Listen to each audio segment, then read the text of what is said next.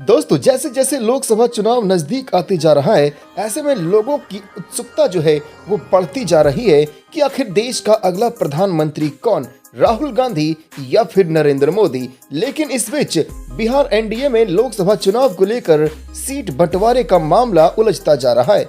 लोक जनशक्ति पार्टी रामविलास के राष्ट्रीय अध्यक्ष चिराग पासवान और उनके चाचा पशुपति पारस के बीच तकरार के कारण एनडीए में सीट बंटवारे को लेकर लगातार देरी हो रही है, जिसे लेकर सवाल खड़े हो रहे हैं कि क्या चिराग पासवान जो है वो इंडिया गठबंधन में शामिल हो जा रहे हैं या फिर वो बड़ा खेला करने वाले हैं। लेकिन जानकारी के मुताबिक एनडीए में चिराग पासवान और पशुपति पारस को मिलाकर 6 सीट देने की बात हो रही है, लेकिन दोनों इसके लिए तैयार नहीं है। चिराग पासवान की मांग है कि 2019 के फॉर्मूले के मुताबिक लोक जनशक्ति पार्टी के 6 सांसद जीते थे, तो उसी हिसाब से आगामी लोकसभा चुनाव में भी उनकी पार्टी की दावेदारी 6 सीटों पर है। वहीं दूसरी तरफ पारस का दावा है कि लोक जनशक्ति पार्टी के 6 में से 5 सांसद अब उनके साथ हैं और उनकी पार्टी राष्ट्रीय लोक जनशक्ति पार्टी का हिस्सा है।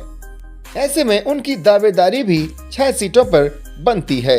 लेकिन अब देखना ये होगा कि आगे क्या होता है, क्योंकि चिराग पासवान जो है वो अब जमुई लोकसभा से चुनाव लड़ने के मूड में दिखाई नहीं पड़ रहे हैं, क्योंकि वो अब हाजीपुर से चुनाव लड़ना चाहते हैं। जी हाँ, चाचा और भतीजे के बीच एक और जंग हाजीपुर लोकसभा सीट को लेकर है, जहां से दोनों चुनाव लड़ना चाहते हैं। मौजूदा वक्त में पशुपति पारस हाजीपुर से सांसद हैं, लेकिन चिराग पासवान ने अपने दिवंगत पिता रामविलास पासवान की विरासत का हवाला देते हुए हाजीपुर सीट पर भी दावेदारी ठोकी हुई है।